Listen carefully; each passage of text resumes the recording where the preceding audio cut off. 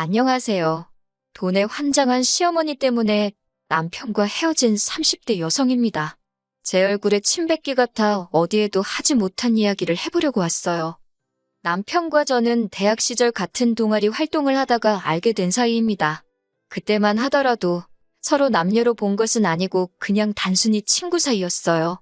그러다 남편은 군대로 저는 졸업을 하면서 자연스레 연락이 끊어졌고요.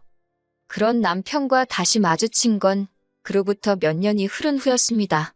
좋아하는 작가의 강연이 있어서 참석을 했는데 거기에 남편도 왔던 거지요. 남편이 저를 먼저 알아보고는 아는 체를 해왔고 저도 모처럼 대학 시절 친구를 만나 반가웠답니다. 그리고 이후로 저희는 급속도로 가까워져 금세 연인 사이가 되었고 얼마 지나지 않아 결혼 이야기까지 주고받게 되었지요.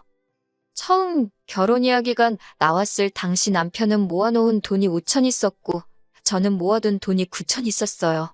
말이 나와서 말이지만 남편이 모은 돈이 제 예상보다 많이 적어서 좀 당황스럽더라고요. 저보다 늦게 사회생활을 시작했다는 건 알고 있었지만 그래도 이렇게 모은 돈이 차이가 날 줄은 몰랐으니까요. 그리고 알게 된 건 남편이 7살 어린 시동생 대학교 학비를 전부 내줬다는 사실이었어요. 저도 동생이 있지만 동생의 학비라던가 그런 걸 제가 내줘야겠다는 생각은 해본 적이 없거든요. 친정 부모님이 그러기를 바라신 적도 없고요. 그래서 남편이 그런 말을 했을 땐 솔직히 꽤나 당황스러웠네요. 남편도 눈치가 보였는지 변명하듯 하는 말이 이제 시동생도 곧 취직을 할 거고 자기도 더는 도와줄 생각이 없답니다. 그러니 저더러 조금만 이해해 줄 수 없겠냐 하대요. 답답하긴 했지만 지나간 일 가지고 남편을 탓할 수도 없는 일이고 집집마다 사정이라는 게 있는 법이잖아요. 그래서 조건 하나를 내걸며 알겠다고 했어요. 그건 바로 결혼하게 되면 시동생이든 시댁이든 돈 들어가는 일은 무조건 저랑 상의를 해달라는 거였지요. 이후로 저희는 본격적으로 결혼 준비에 나섰습니다. 남편이 시동생 학비를 부담했다는 걸 알게 된 이후로 따져묻지는 않았지만 시댁의 경제적 사정이 좋지 않은가 보다고 막연히 짐작하고 있었고 그래서 별 기대 같은 건 없었어요. 어차피 저도 친정부모님의 의사와는 별개로 웬만하면 친정의 손은 벌리고 싶지 않았거든요. 그런데 상견례 자리에서 어머님이 1억을 해주시겠다고 하시대요. 생각지도 못한 큰 숫자에 놀라기도 했고 시댁에서 1억을 해주겠다 하니 친정부모님도 흔쾌히 당신들도 1억을 해주시겠다 하셨습니다. 큰 숫자가 오고 가서 그런가 상견례 분위기가 제법 좋았지요. 그리고 그날 밤 저는 혼자서 이런저런 계산을 했어요. 양가로부터 도움을 받으면 그게 2억에 남편과 제가 모은 돈이 1억이 넘으니까 대출 조금 받고 하면 서울 중심부는 아니어도 작은 평수여도 어쩌면 우리 이름으로 된 아파트 하나는 살 수 있지 않을까 하는 그런 상상과 함께요. 하지만 그런 행복한 상상은 이튿날 걸려온 어머님의 전화와 함께 깨어지고 말았습니다. 어머님께서 미안하게 되었다면서 당신이 계산을 잘못했다고 1억이 아니라 3천만 원밖에 못 해주신다는 겁니다. 하룻밤 사이에 7천만 원이나 달라질 만큼 무슨 계산을 잘못하신 거냐고 여쭤보고 싶었어요. 그리고 동시에 지난밤 제가 했던 상상이 다 부질없는 이야기란 걸 깨닫고 풀이 죽어버렸지요. 하지만 그런 저를 더 힘 빠지고 실망하게 한 건 이어진 어머님의 말씀이었습니다. 친정 부모님께는 이런저런 이야기하지 말고 그냥 1억을 받아오라고 하셨거든요. 제가 왜요? 하고 질문하니 준다는데 왜 안 받냐고 반문을 하시는데 그냥 황당해서 더는 말도 안 나오더라고요.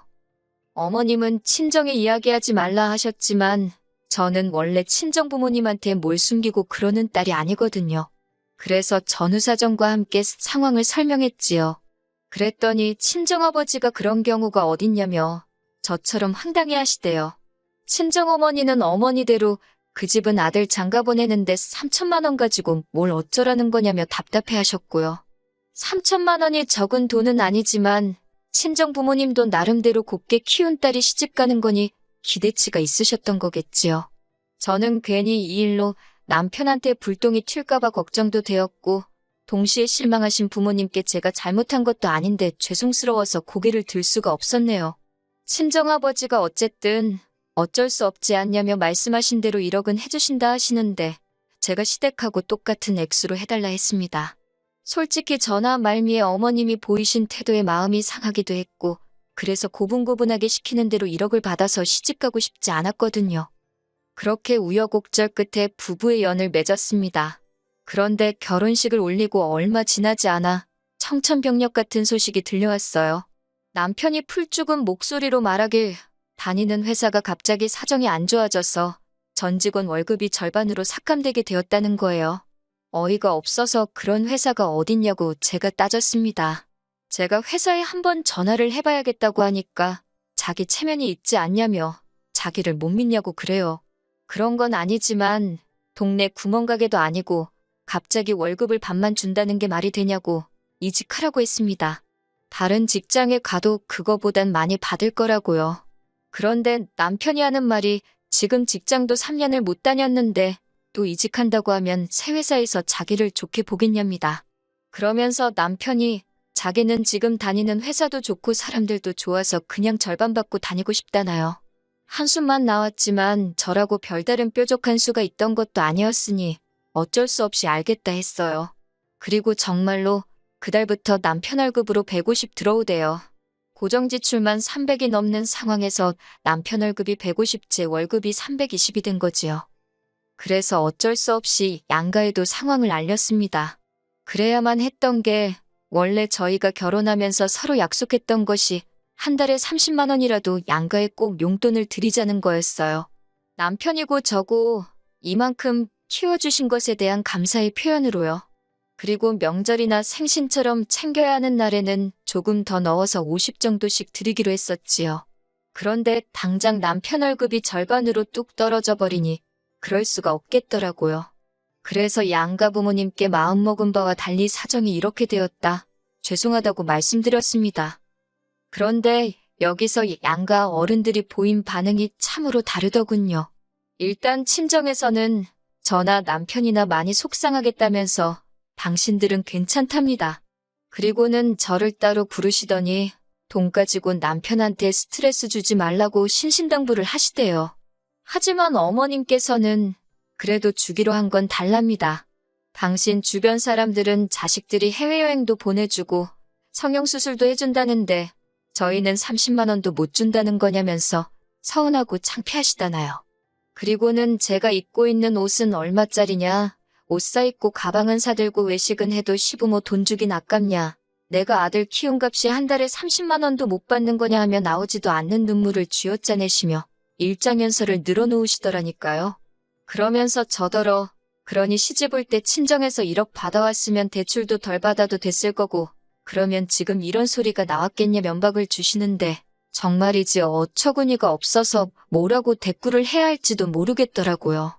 하지만 그래도 할 말은 해야겠다 싶어서 어쨌든 이해 좀 해달라 못 드린다 해버렸습니다. 그리고 그날 집에 돌아와 남편하고 크게 싸우게 되었어요. 남편이 어머님 말씀이 일리가 있다며 이 상황이 제 탓이란 쪽으로 몰고 갔거든요.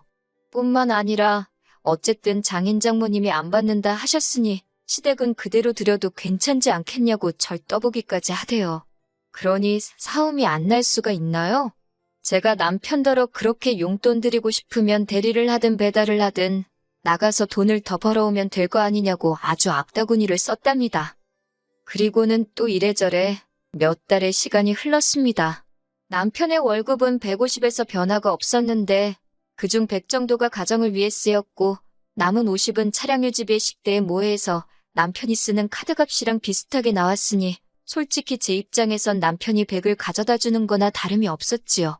그리고 고정지출이란 건 늘면 늘지 줄지가 않잖아요. 그렇다 보니 저는 매달 월급에서 200 이상을 가정에 쏟아부어야 했고 그러다 보니 제 손에 남는 건 100만 원 남짓이대요. 사는 게 빠듯해지니까 나중엔 과일 하나 사 먹는 것도 고민하게 되고 아이를 갖는 건 언감생심 꿈도 꿀 수 없더라고요. 하지만 저는 그 모든 게 가증스럽고 사악한 생쇼에 불과했단 사실을 알게 되었습니다. 남편 월급일이 27일인데 27일 저녁이 되도록 남편 월급이 안 들어오더라고요.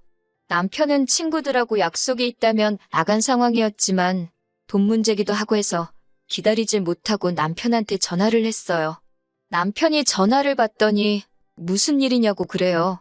그래서 회사에 혹시 무슨 일이라도 있는 건지, 왜 월급이 늦는지 모르겠다 했지요. 그랬더니 순간이었지만 전화기 너머로 남편의 당황한 기색이 느껴졌달까요. 그리고는 곧이어 남편이 자기가 확인해보겠다며 허둥지둥 전화를 끊더라고요. 그리고 신기하게도 정말 남편과 전화를 끊고 30분도 되지 않아서 150만 원이 들어왔습니다. 그런데 액수는 평소와 같은데 입금자명이 남편 회사가 아니라 남편 이름으로 되어 있는 게 아니겠어요? 뭔가 수상하단 직감이 들대요. 그래서 혹시나 하는 마음에 남편과 같이 일하는 직원의 와이프한테 전화를 했어요. 일전에 부부 동반으로 2번 정도 어울린 적이 있었거든요. 신호가 몇 번 가더니 직원 와이프가 전화를 받더라고요. 저는 어떻게 물어볼까 하다가 단도직입적으로 그쪽 남편도 월급이 반으로 삭감된 게 맞냐고 물었습니다. 그랬더니 그 와이프가 무슨 자다가 봉창 두들기냐는 식으로 무슨 소리를 하는 거냐고 그래요. 그러면서 얼마 전에 대대적으로 연봉 인상도 있었는데 몰랐냐입니다. 그 말을 듣는데 남편한테 배신감이 들면서 온몸이 부들부들 떨리더라니까요. 시간이 늦었으니 은행을 찾아가 볼 수가 있나? 그렇다고 남편 회사에 확인 전화를 해볼 수가 있나? 정말이지 갑갑해서 죽겠더라고요. 그러다가 남편 노트북을 떠올렸어요. 웬만한 금융거래는 남편이 다 자기 노트북으로 하는 건 알고 있었거든요. 평소엔 그 노트북을 회사에 가져가는데 그날은 어쩐 일로 노트북도 두고 갔길래 이건 신이 주신 기회라는 생각이 들었지요. 제발 빌면서 노트북을 여니 이게 웬걸 비밀번호도 풀려있는 게 아니겠어요. 남편이 언제 올지 모르는 상황이었기에 속도를 내서 미친 듯이 뒤지기 시작했습니다. 그리고는 결국 남편이 그동안 다른 주머니를 차고 있었다는 사실을 알게 되었지요. 월급이 삭감이 되긴커녕 그 와이프 말대로 올랐더군요. 더 화가 났던 건 350 중 200 가까운 돈이 어머님한테 흘러가고 있었다는 거예요. 그리고는 남은 150만 원만 입금자명을 바꿔서 자기가 회사처럼 저한테 입금을 해줬던 거고요. 실망이 이만저만이 아니었습니다. 그때 느낀 그 배신감을 비롯한 복잡한 심정은 어떤 한마디로 정의할 수가 없어요. 이러지도 저러지도 못한 채 남편이 오기만을 기다릴 뿐이었지요. 그리고 자정 가까운 시간이 되어서야 돌아온 남편에게 말없이 노트북을 갖다 줬네요. 화면에는 남편 통장거래 내역을 띄워서 말이지요. 그러자 남편 얼굴색이 울그락불그락 하더니 왜 남의 노트북을 마음대로 보냐고 적반하장으로 화를 내는 게 아니겠어요. 그런 건 솔직히 전혀 신경 쓰이지 않았지만요. 저는 남편에게 왜 이런 짓을 했냐고 물었습니다. 내가 그동안 얼마나 고생하고 스트레스 받아 하는지 옆에서 다 보지 않았냐고, 미안하지도 않았냐고 물었지요. 그랬더니 자기도 그러고 싶지 않았는데 어머님이 그러라고 했답니다. 어이가 없어서 어머님이 왜 그런 짓을 시키시냐고 하니까 남편이 잠깐 주저하더니 그러니까 시집 올 때 장인어른이 1억 주신다는 거 그냥 받아왔으면 좀 좋냐고 그래요. 어머님이 남편더러 제가 동기한 줄 몰라서 준다는 돈도 마다하는 애라며 이참에 돈이 얼마나 귀한지를 가르쳐야겠으니까 시키는 대로 하라고 했답니다. 제가 쪼들리다 보면 결국 친정에 손 벌려서 남은 7천도 받아올 거라 그러셨다나요.